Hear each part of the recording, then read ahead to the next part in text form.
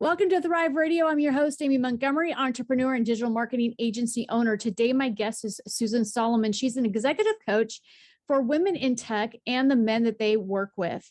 She customizes coaching plans for women in tech to optimize their potential and navigate a male-dominated industry. Susan, welcome to the show. Thank you very much for having me. Yeah. Can you share a little bit about your journey and how you became an executive coach? Yes, it wasn't a straight path. It makes sense, but it was sort of circuitous. I grew up in a home where my parents did not really like people. So you see how far I've come. My mother was very, very shy. And my dad had had experiences in his life where he really wasn't patient with other people. So I grew up thinking I didn't like people. And then I had this aha moment. I had finished my PhD and I'd gotten a job in publishing, and I was a sales rep. And I was in West Texas making some calls. And I had a lot of fun with the clients that I was calling on. A lot of fun. I walked out and I remember thinking to myself, I really like people. And all the things I'd thought before sort of dissipated. I mean, this was the beginning, let's say, of my journey into coaching. I was in publishing, moved up the ranks to become an executive editor, and I specialized in tech publishing, published a lot of bestsellers. At the time, I was living in Silicon Valley when Apple was in one building. That's how long ago. I was living in Cupertino. After I worked my way up in the publishing business, I decided to leave and I started my own business. I did consulting for former competitors. I did some training. So that worked well. I became a coach because one day I had somebody tell me, you'd be perfect as a coach. And I said, what is that? Because in those days, everybody thought coaching was, basketball or whatever. And she said, well, I just read this article about companies in Silicon Valley where they have these young techie guys who really don't have social skills. So they hire coaches to train them how to be more social. Of course, that's not at all what coaching is, but it really intrigued me. So I did some research. At that time, there were only 10 coaching schools, and I found the one that fit me. I had some free sessions and decided to enroll. It was an 18-month program, not at all what it is today, which is much, much quicker. I had to do 124 hours in-class instruction. I had to coach with a number of master coaches who observed my coaching and gave me feedback, and another 6 months of self-coaching with other new coaches, and a whole day of exams, if you can believe it, including live coaching. So I went out into the world as a coach, and I started working with people, all different kinds of people. Most of them were always in business, although I did some personal coaching. And I've basically been coaching for over 21 years at this point. So I've really seen the industry grow and change. I am glad that, of course, that I became a coach, and I'm glad that my journey took me there. It's an amazing story. So how can you harness your values to create your own leadership style? The way that you can harness your values is, first of all, to know your values. What are they? And remember, they change. Might have a value now about family that you didn't have when you were in your 20s. So you have to reevaluate your values every now and then to be sure. So first, one way of doing it is if you know your purpose in life, if you think you do. And a lot of times people don't, or they think they have a purpose and then the purpose changes. But if you look at what you think your purpose in life is, therein lies your values. So if your purpose in life is to work with other people to create innovative things, that's what you really want to do, well, your values can be sort of gleaned from that.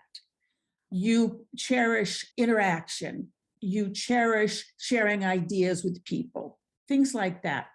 And I work with my clients to help them get a real grip on what their values are. And then what I do is we look at the values. Let's say I had a client who had a great value for developing people and helping them to blossom in their career and their personal lives. And so those values were very clear, but she wasn't actualizing all of those values in her leadership style. So we looked at everything she does with people, how she leads them, and sort of went back and found ways within that leadership style that she could introduce her values. For example, when she had one-on-ones with people, she always had a section where she checked in with them. How are you doing? How's your family? Whatever it is that would connect to help this person grow, and also to build a lot of trust, because people don't necessarily trust their bosses. And there's some really good reason for that sometimes, because you have to be careful what you say to a boss. But what she tried to do was create a lot of, let's say, psychological safety when she had her teams. And it started to really grow for her and benefit her. And she was happier because she was living her purpose. She was leading from her values. So the higher you climb in the corporate ladder, the less women are around you, and you tend to work with a lot more men. How do you help women manage that? Well, first of all, I try to be very practical. I work with them to give them very specific things that they can do in a meeting on a day-to-day basis, as well as sort of the long term. And the caveat on all this is that there's only so much you can control. The business world today, there's many more men at the top than women in general. In certain industries, perhaps not, but certainly in tech. And women didn't get into tech for a while, so that can account for some of it. But the culture of some of these companies really does tend to look at the men differently, and the women aren't seen necessarily as leaders. And somewhere around their late 40s, early 50s, when most of the men are jumping to global or more executive positions, the women feel stuck. And I work with some women on that. So one way is to identify when you feel you're stuck. Another is to help them thrive in their job. For example, I found that the women who do succeed are the women, they have this way about them. They're not men. You don't have to change who you are, but they have this way that really resonates for the men. In other words, they're not emotional. They have certain language that they stay away from. Emotions aren't bad. And men have emotions, but not as much as women.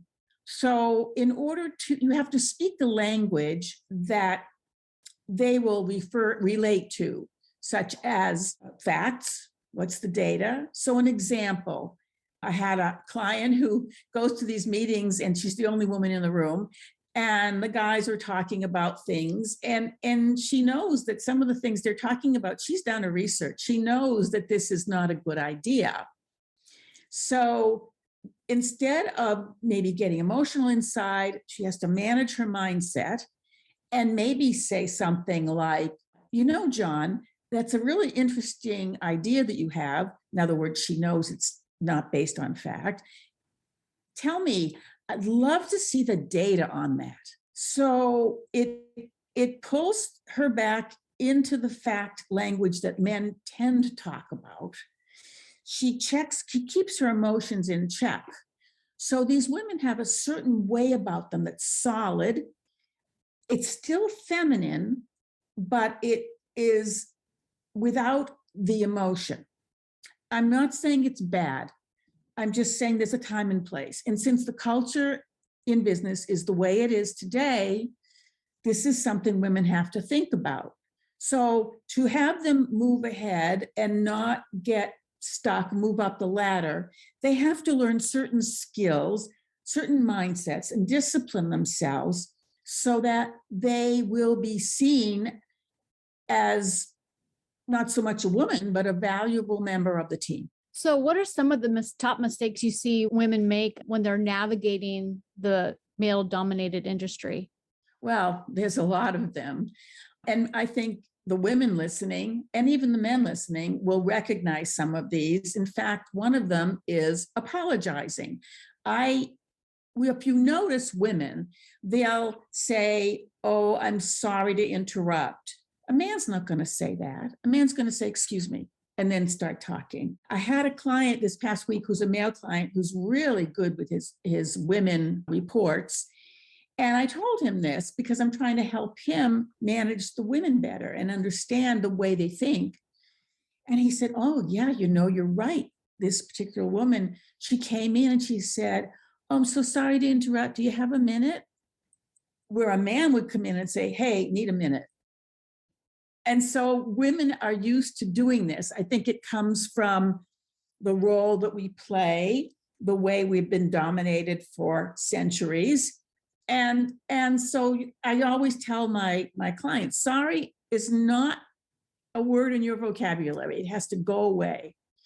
And they'll start noticing when they're going to do it, and they'll realize how much they're doing it. Another thing is women hold back, and I understand they're not as confident.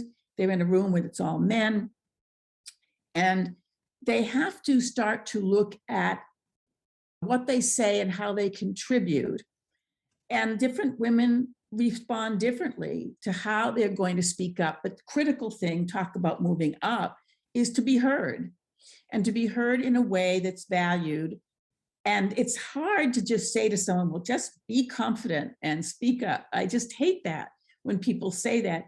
There's a big gap between where you are and where your confidence can be. And so I work with them on building their confidence. And basically, I call it not self-confidence, but self-trust. If you think about it like that, it's a much more enriched way to look at it. Women have to justify their actions. That's because we make excuses just sort of naturally.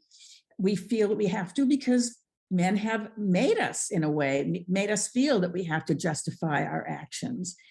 So that's something to be aware of. Another one is the idea that they have to change and not be who they are in order to move up. And that's not true. You can be who you are and move up as long as you are in your values and you're yourself. The way that I coach is I don't talk to people about things on the outside, like, to be a good leader, you should do this, this, this. I start on the inside of the person. We talk about the values, who they are, what's their culture, what things they enjoy doing, or what are the expectations in the countries where they live, or the people they manage. Once we figure that out in the inside, then we go to the outside of what to do. So we're human beings, we're not human doings. And we first figure out who we are, who we be, and then go out and apply that to what we do. And if you're authentic in that way, it's sustainable and people pick up on it and they build trust. So it's all about managing your mindset to be in your values and feel fulfilled what you're doing, and it will come across naturally. You won't have to fake it. You may have to learn a little specific language, like we talked about apologizing, but once you get the hang of it, it's so much easier. So, what's a better way to approach things than to justify your actions? What should we do instead? Well, if I say I went out and not do it, just not justify. For example, if someone says, "I decided to go out and do this," and stop. You have to say, "Because I think it was a good idea. What do you guys think?" Looking for validation. And let them speak up and say, "Why did you do that?" Then you explain. But to immediately jump into this role that women play of trying to justify what we do because we're used to that from centuries of doing that with men, it's not a good way to be perceived and not good to build your brand or to move up. It looks like you're uncertain of what you did. So what are some of your client success stories? Well, I'm a little immodest, I guess, with this, but all of my clients have had success in one way or another. If they're not having success, I give them their money back if they're not happy.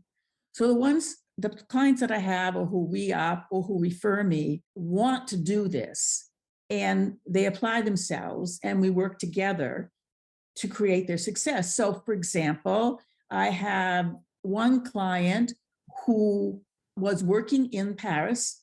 She was Indian derivation, or her background was Indian. And she was brilliant. She was brilliant, young, beautiful. When I say young, it's relative, but in her late 30s, beautiful woman. And her boss was threatened by her.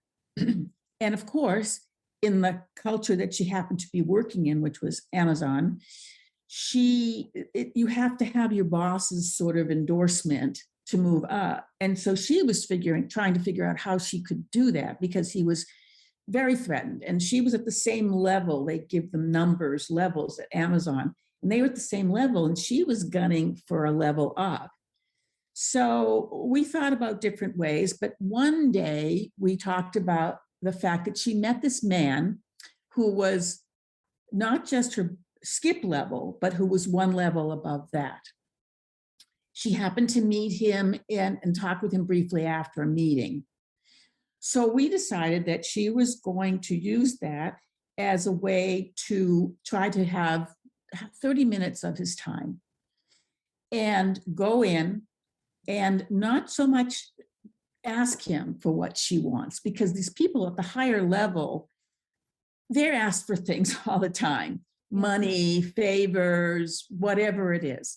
So she went in, and the first thing we decided she would say was, you might think I'm just here for you to help me, but I'd like to know before we get started, how can I help you? I know I'm several levels down, but maybe there's still some way I can contribute to the information you have or something else. She said the guy just about fainted. He said he'd never been asked that from someone below, except maybe his immediate report. And it set the tone. She stood out. She would anyway with anything she talked about. And because of him, he talked to another person and got her into a situation where she could re-interview for a job, which meant a promotion to the next level and a move to New York. Wow. Where she really wanted to go. What do you think has been your truth that has gotten you this far in your journey? Well, first of all, I've always trusted my intuition from even as a young, say, teenager. I sort of get the feeling, I get a hit. I'm not saying I'm an empath, intuitive kind of person, but when you look around, you see things, you observe behaviors or whatever. I've always had an intuition about something, and I followed it. Every time I didn't follow it, of course, it blew up in my face. It's one of these things where people say, I knew he wasn't the right kind of boss to have, or I knew she wouldn't help me. I just had that feeling, but I went ahead anyway. Well, that feeling is intuition, and I've used it quite a bit, and men have it too. They say women's intuition, but everybody can develop that. Another thing is that I've always been curious about a lot of things. And what's happened to me over the years is that I become more curious about people. I read biographies. I want to understand how people got to where they are.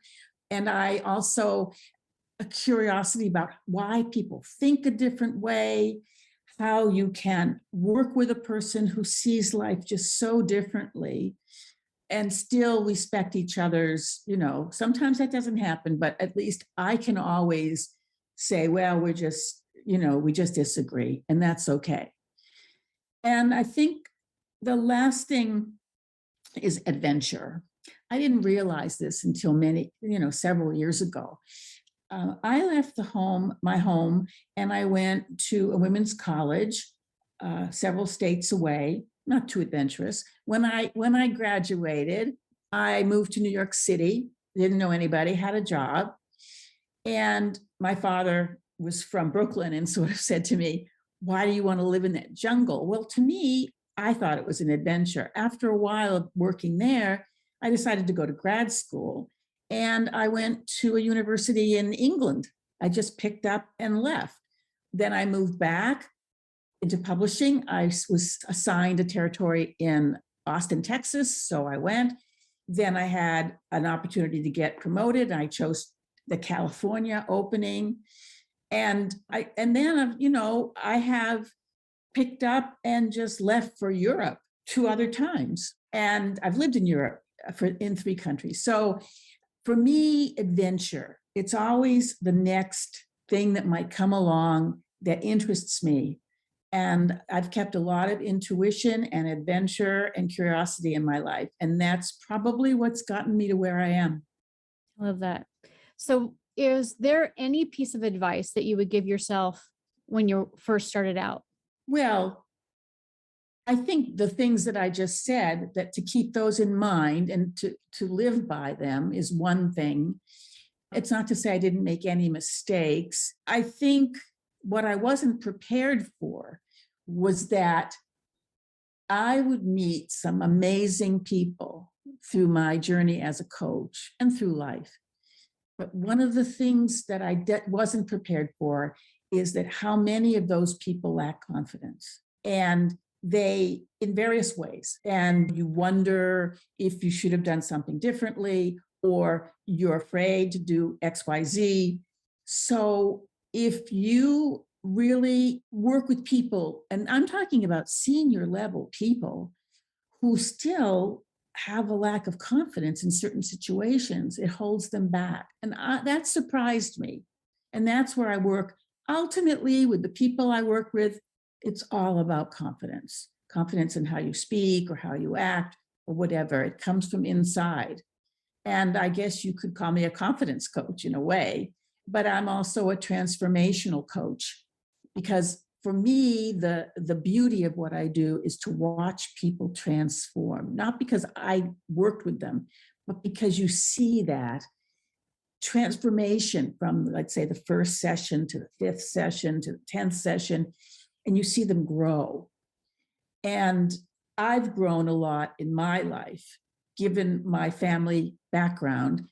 And I've taught at universities, and I've seen students grow and learn and transform. So I guess that's the business I'm in as well, is transformational growth and being a coach. If there's someone that's listening and they would love to work with you, what's the best way to contact you? Okay, I'm on LinkedIn, Susan Solomon, and my address is Susan Solomon Executive Coach.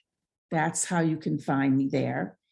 I also will offer a free 1-hour coaching session to somebody who's serious about potentially hiring me as a coach. They would get to know me and see how I coach instead of me just explaining it to them. So, and when somebody said to me the other day, well, that means you're giving up all these hours. You can't afford to give up that, potential income earning. And I said, you don't get it. This is how I earn the income, because people work with me for an hour and they see what value I can add to them. And then they want to work with me. And I don't need a zillion clients. I have fewer clients so I can give them the time they need and can really be there for them. So it's the quality, not the quantity. I love that. And I'll make sure to put that link down below. Thank you so much for coming on today and sharing your journey and also your expertise. You are most welcome. Again, thank you for having me. Yes. And if you are listening, you want more information about this podcast and upcoming shows, you can visit acalltothrive.com. Thank you, everyone, and have a wonderful week.